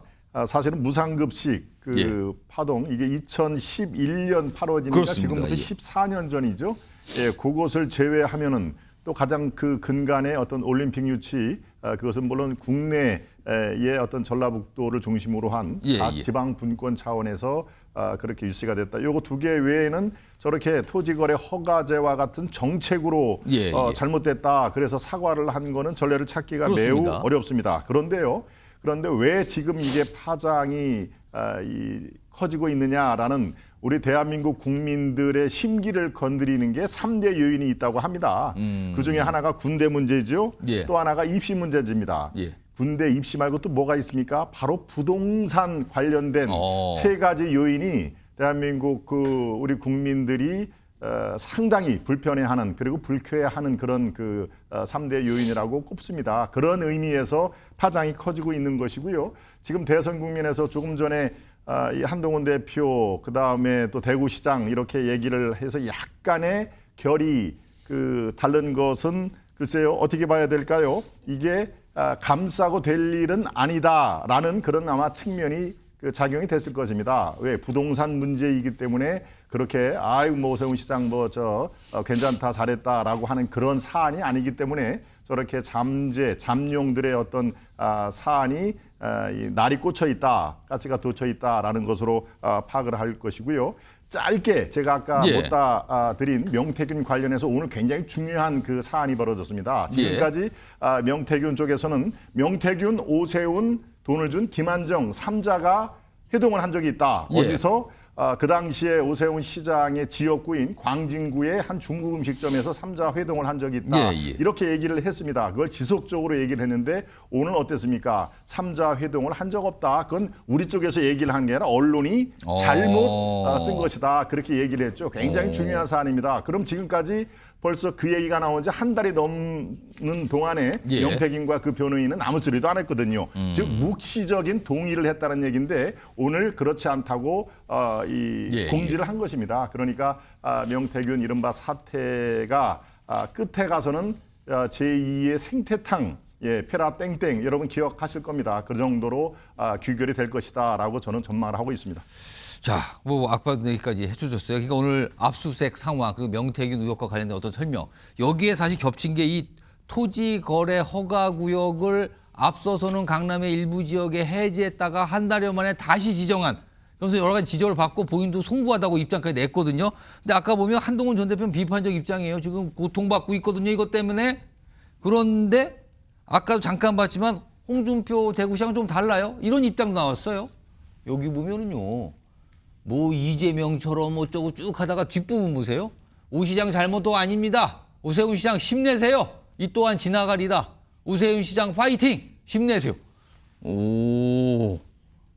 종현 교수님, 홍준표 시장의 저 입장은 뭡니까? 그러니까 왜 오세훈 시장이 소위 토지거래 허가제 해제를 발표했습니까? 조기 대선 행보의 일환으로 사실상 강남권 예. 표심 잡기 전략의 시작이었거든요. 자, 이걸 보고 홍준표 시장은 그 대목을 주목하고 있는 거예요. 그러니까 결국 뭐냐? 전통적인 지지층. 예. 강남 3구 하면 빤한 거 아니겠습니까? 그래서 국민의힘의 전통적인 지지층이라고 볼 수 있겠죠. 예. 그런 지지층 흡수 전략의 일환에 포커싱이 돼 있는 거예요. 자, 그러나 반면에 한동훈 후보 같은 경우는 중도 확장 쪽에 방점이 찍혀 있죠. 그러다 보니까 이 똑같은 오세훈 시장의 어찌 보면 실책, 예. 좋은 먹잇감을 오세훈 시장이 스스로 던져준 거예요. 거기에 대해서 반응이 약간씩 톤이 다를 수밖에 없다. 예. 자, 그럼 오세훈 시장은 왜 이런 헛발질을 했냐? 앞서 얘기 나왔던 것처럼 두 번의 지금 실패입니다. 2011년도에 무상급식 파동에서 시장직 사퇴합니다. 예. 자, 이번에도 결국은 조기 대선에서 먼저 움직이려고 하다가 결국은 성급한 실책을 범한 겁니다. 그리고 앞서 얘기한 것처럼 우리 국민들에게 부동산 값은 대단히 예민한 이슈입니다. 예. 얼마나 이게 급했으면요. 이런 일을 추진할 때는 최소한 아주 신중하고 시기와 방식을 고민했어야 되거든요. 근데 오세훈 시장은 이번에 이번 일을 추진하면서요. 심지어 금융당국하고 사전 협의조차 안 했어요. 그냥 번개불에 콩볶아 붓듯이 하려고 한 거예요. 그런 것이 결국은 결론적으로 한마디로 말하면 이런 겁니다. 선거용 선무당 정책으로 확인된 거예요. 그러면서 굉장히 오세훈 시장으로서는 뼈아프다 지금. 예. 이것을 정확하게 다른 여당의 후보들이 지금 파고들고 있는 거다. 견제구를 던지고 있다 지금. 그렇습니다. 그렇게 봐야 되겠죠. 지금 아무튼 이런 상황이 됐습니다. 요래저래 이제 정책적 측면과 검찰에도 어떤 뭐 수사 상황 두 가지를 지금 맞닥뜨린 상황이 됐습니다.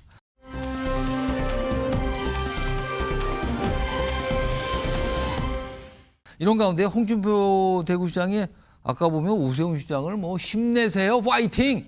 이 또한 지나가리라 뭐 이런 얘기까지 하면서 약간 응원하는 듯 하잖아요. 홍준표 대구시장 얘기 좀 해보죠. 어제 서울대에서 강연을 했거든요. 근데 여기에서도요. 몇 가지 좀 귀를 잡는 얘기를 꺼내놨어요. 들어보겠습니다. 그러한 한국의 미래란 무엇인지 스스로 되새겨보는 시간을 갖습니다. 그거 내가 보건대는 탄핵이 되기가 어려울 것 같습니다. 대통령이 구치소에 계속 있었으면 탄핵이 되었습니다. 근데 대통령이 석방이 돼버렸기 때문에 내가 언론과 인터뷰에 홧김에 서방질이라고 그랬습니다.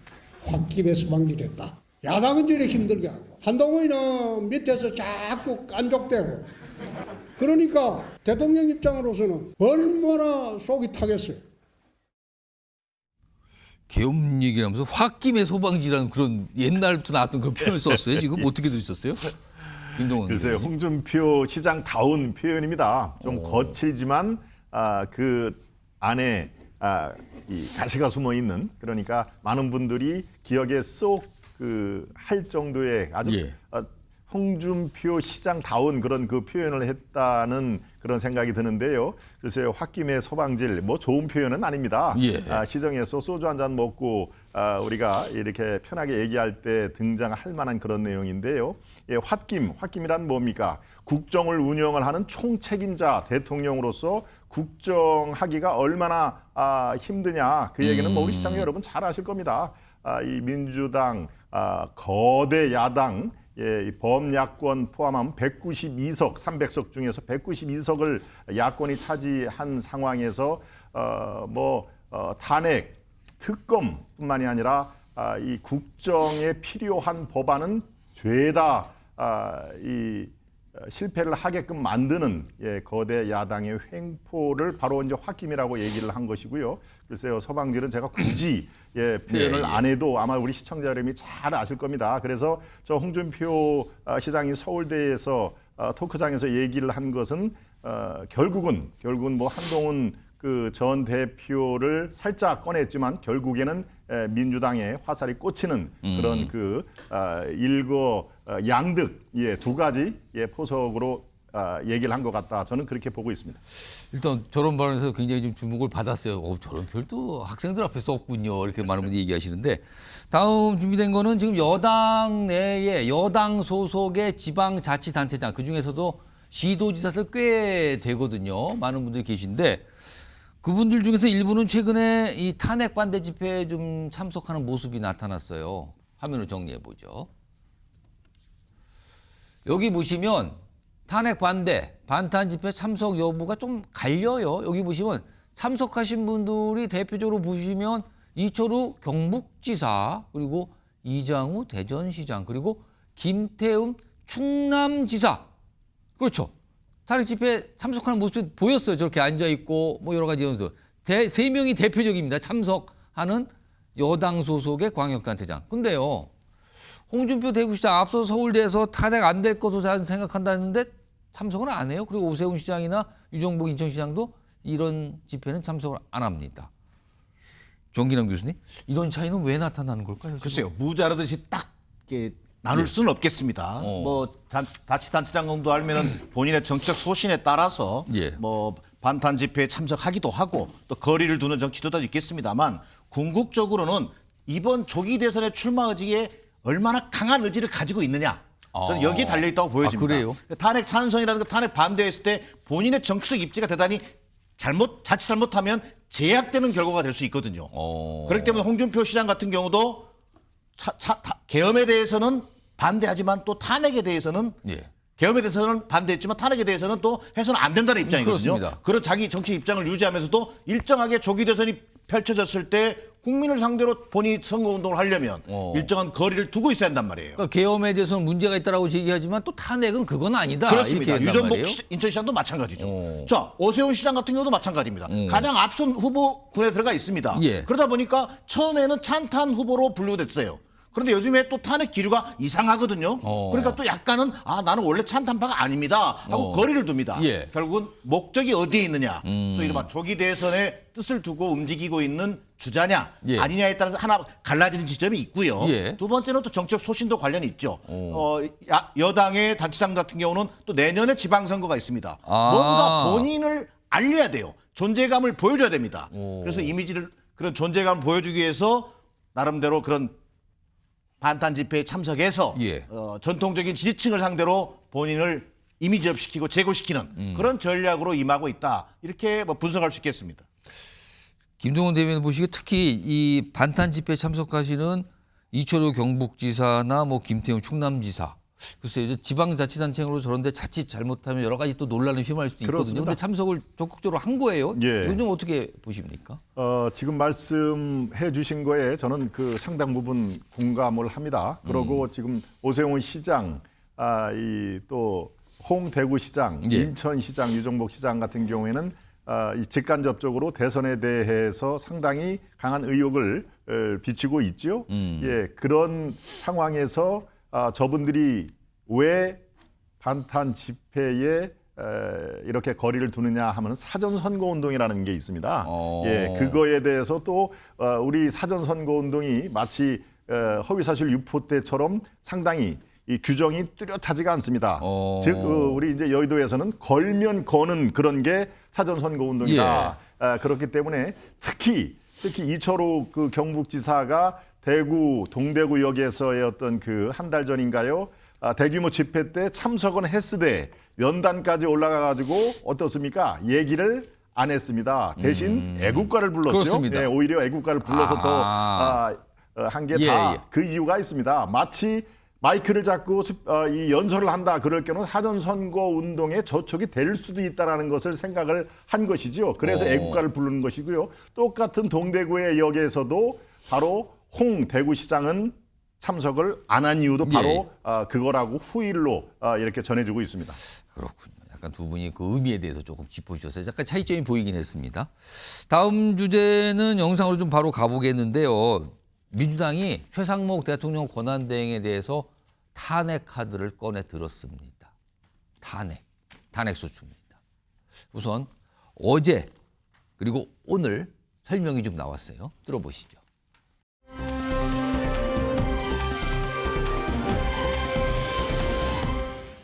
최상목 권한대행의 대응 여부도 어떤 방식으로 할지 최종적으로 좀 지도부에 위임하는 것까지 오늘 결정이 됐습니다.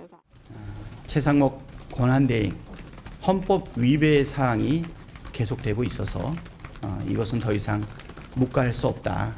그래서 어제 의총을 하게 되었고요. 다수 의원들이 탄핵을 진행하자라고 하는 의견을 많이 표출을 했고요. 최종 결정은 최상목과 관련해서 탄핵 절차를 개시할 것으로 결정을 했습니다. 그렇죠. 동의 안 하시겠습니까? 자, 그렇다면은 탄핵 절차 개시한다. 이제 뭐 절차가 남았다. 이거잖아요, 지금요. 꺼내 들었어요. 최상목 권한대행에 대한 탄핵 소추 카드를. 자, 이거에 대해서 여당 내에서 뭐 반발하고 있고요. 그리고 야당 일각에서도 조금 걱정하면서 아, 그거는 조금 생각해 봐야 되는 거 아닙니까? 이런 목소리 나옵니다. 들어보겠습니다. 국가의 경제, 외교, 안보 등 여러 위기를 맞고 있는 상황에서 권한대행의 대행까지 탄핵하면 위기와 혼란은 극에 달할 것입니다. 아무리 이재명 대표와 민주당의 머릿속이 탄핵 심판과 선거법 위반 항소심의 시간표만 있다고 해도 넘지 말아야 할 선은 지키길 바랍니다.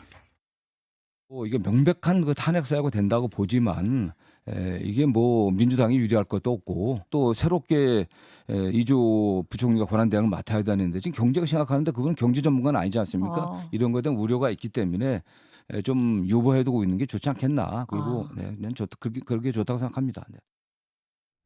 정기환 교수님, 정말로 민주당이 탄핵안을 최상목 권한대행에 대한 탄핵을 통과시킬 걸로 보십니까? 저는 추진이 쉽지 않아 보입니다. 그러나 좀 전에 정성호 의원이 얘기했습니다만 자, 당연히 9번의 거부권을 행사했습니다. 권한대행의 권한대행입니다. 자신은 헌법을 어기면서도 위헌 타령합니다. 자, 심지어는 국민들이 어떤 느낌까지 받냐? 이 사실상 내란 동조에 나서는 거 아니야? 이런 생각까지 가지고 있어요. 다른 말로 하면은요, 이게 국민들에게 뭔가 불안감을 조성하는 측면이 있단 말이에요. 그런 면에서 본다면. 자, 탄핵 추진, 마땅히 탄핵 추진 받아야 됩니다. 자, 그럼에도 불구하고 지금 앞서 나왔던 몇 사람의 언급처럼 과연 당내 컨센서스가 어느 정도 지금 만들어져 있느냐. 또 두 번째, 탄핵 추진을 일방적으로 추진하는 것이 충분히 그런 명분은 되지만 자칫 정치적으로 자충수가 되지는 않을까라고 하는 그런 우려가 있는 겁니다. 왜 그러냐면 아무리 불만이 많아도 또 탄핵까지 나갔을 경우 이게 어떤 의미를 갖는 것이며 더 나아가서 이게 정책 자충수가 되거나 더 나아가서 중도층에 주는 불안 이미지도 있습니다. 왜? 권한대행을 탄핵하면 다음은 또 누가 하는 거지? 그러면 대행이 되는 거죠? 그렇습니다. 그런 부분에 대한 국민적 불안을 있기 때문에 이런 것까지를 감안해야 되는 게 소위 원내 다수 야당의 고민인 겁니다. 다시 말씀드리면 마땅히 탄핵받아 마땅하나 일방적인 탄핵 추진이라고 하는 것이 가져올 정치적 여파에 대해서는 신중히 고민하는 것이 지금 민주당의 스탠스라고 보여집니다. 자, 야당에서 탄핵 소추 카드를 꺼낸 거예요. 최상목 권한대행은 어떤 반응, 어떤 대응일까요? 좀 정리 좀 해보겠습니다. 오늘 보도 내용이 나와 있고 그거에 대한 약간 또 추가적인 이 권한대행 쪽 설명이 있었는데 이런 보도가 한때 있었어요. 낮에 탄핵안이 발의되면 자진 사퇴 이런 취지로 여러 차례 최상목 권한대행이 주변에 얘기했다더라. 자진 사퇴할 수 있다고 얘기했다더라. 이게 나왔어요. 알려졌어요. 그러자 이 권한대행 쪽에서는요. 일신의 거취를 포함한 그 외 모든 이수는 사치다. 검토한 바 없습니다. 약간 부인하는 얘기가 나왔습니다. 근데 이게 간단하지 않은 게요. 김동원 대변인. 그동안 정치권 일각에서 이른바 최상목 대망론. 그러니까 권한대행 요 자리를 마친 뒤 또는 이걸 그만둔 뒤에 뭔가 더 큰 역할을 하려고 하는 거 아니냐 이런 얘기가 일각에서 있었어요, 사실은. 그런 와중에 오늘 사퇴 보도 물론 부인을 했습니다만 이게 나왔거든요. 이거 어떻게 봐야 될까요? 네, 제가 아는 한 그 최상목 대행은 아주 전형적인 관료입니다. 그리고 관료 중에서도 잘 나가는 관료였죠. 청와대 이른바 대통령실에서도 경제에 총책임을 졌을 뿐만 아니라 지금은 뭐 부총리, 경제부총리 아주 전형적인 관료입니다. 또 저하고 또 학교를 같이 다녔기 때문에 제가 그 스타일을 아는데요. 지금 상황에서 내가 대선을 한번 꿈을 꾸자라는 것은 저는 가능성은 제로라고 봅니다. 아, 제로다? 네, 그렇습니다. 지금 상황에서 무슨 뭐 대통령병 뭐 이런 게 아니더라도 지금 상황에서 나설 때 안 나서고 그런 것은 명확히 구분을 한다. 지금 상황이 어떤 상황입니까? 정말 지금 말씀드린 대로 대행의 대행 체제고 저는 역으로 민주당에서 최대행을 실제로 예. 탄핵 절차를 밟았으면 좋겠습니다. 오. 네, 실제로 그렇게 했으면 좋겠습니다. 그래서 그 탄핵의 후폭풍이 얼마나 가혹한지 이 여론의 향배가 대반전을 이룬 게 우리 시청자 여러분 잘 아실 겁니다. 한덕수 총리를 탄핵할 때 그때부터 여론의 급반전이 일어나는 건데요. 지금 대행의 대행, 저 최상목 대행도 부디 민주당에서 탄핵을 한번 시도를 강력히 한번 추진을 했으면 좋겠다라는 것이 제가 역설적으로 생각이 드는 정도로 글쎄요. 그렇게 되면은 또 다른 그 민심의 후폭풍 어떻게 감당을 하시려고 하는지 아마 그래서 정성호 의원이라든가 저렇게 이른바 신중론자가 민주당 내에서도 꽤 있다. 이것은 받아들일 수 없습니다. 이거 큰일 납니다. 라는 얘기가 그래서 자연스럽게 나온다. 저는 이런 말씀드립니다. 어제 최상목 고란대행에서 이재명 대표가 뭐 엄청난 비판했죠. 몸 조심하세요라는 얘기가 나와서 큰 논란이 됐었는데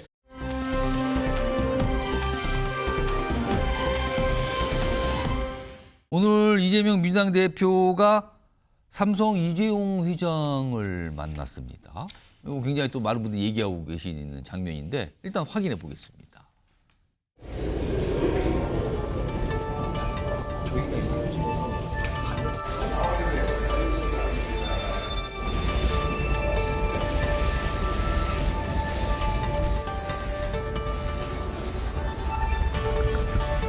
정말 바쁘신 일정에 우리 이재명 대표님 그리고 민주당 의원님들 우리 사피 방문해 주셔서 진심으로 환영드립니다. 우리의 미래를 짊어지고 나갈 우리 청년들이 오늘 여기 방문해 주신 점 정말 감사하게 느끼고 아마 일을 많이 받을 것 같습니다.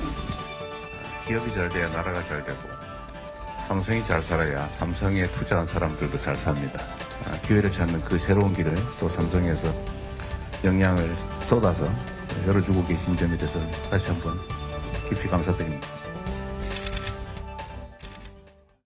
자, 지금 보신 장면이 2025년 이재명 대표가 삼성에 대해서 한 말이거든요. 들어보셨죠? 그런데요, 시간을 좀 돌려보겠습니다. 2017년이면 이재명 대표가 성남시장 시절인 것 같은데 그때는 대기업, 삼성 좀 다르게 얘기했습니다. 들어보시죠. 삼성그룹의 황태자 이재용 부회장이 정치 권력과 유착해서 범죄적 방법으로 편법 승계를 했습니다. 이 기득권자의 핵은 재벌이고 그 재벌 중에서도 삼성이 핵 중의 핵인데 과연 이 삼성 가문과 싸워서 그 저항을 뚫고 자기 손상을 감수하면서 이겨낼 사람이 누구인지를 저는 국민들이 선택할 거라고 봅니다. 그게 바로 저라고 믿습니다. 시간이 좀 꽤 흘렀는데 그때 분위기는 완전 달랐군요. 정기현 교수님, 2017년과 지금 이재명 대표 생각이 크게 바뀐 건데 어떻게 좀 봐야 될까요? 정치인 이재명도 진화하고 있는 거죠. 진화로 보십니까? 네. 그러니까 변방의 자치단체장, 성남시장에 있을 때 보는 시야와 소위 제1야당의 대표, 또 사실상 조기 대선이 펼쳐진다면 이재명 대통령을 국민들이 받아들이느냐 마냐라고 해도 무방할 정도로 아직 아주 높은 지지율을 보이고 있는 이재명 대표 입장에서는 다시 조명될 필요가 있겠지요. 그리고 지금 최근에 보이는 이재명 대표의 이런 친기업 행보, 이미지 이런 것들은 나름대로 의미 있는 노력으로 평가할 수 있겠습니다. 자, 그런데 분명한 것은요.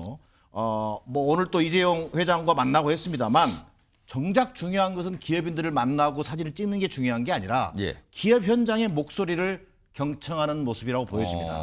그래서 즉 진정성을 보여주는 게 저는 핵심이라고 보입니다.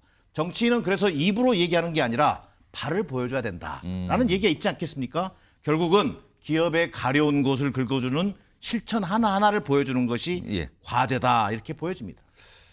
김동원 대표는 어떻게 들으셨습니까? 좀 비교해서 전해드렸는데. 그 적으로 생각했던 타도 쓰러뜨려야 할 대상으로 삼았던 삼성의 이재용 회장을 저렇게 따뜻하게 삼성이 잘 돼야 나라가 잘 됩니다라고 하는 것은 목적이 저는 딱 한 가지라고 봅니다. 저렇게 해야 더 많은 표를 얻을 수 있다.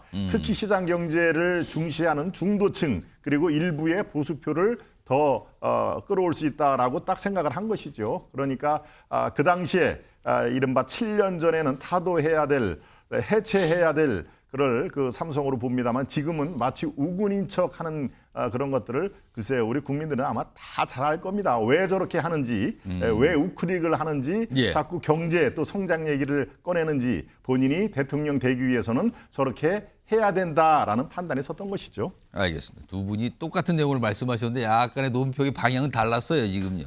시청자 여러분께서 아마 두 가지 다 들어보셨을 것 같습니다.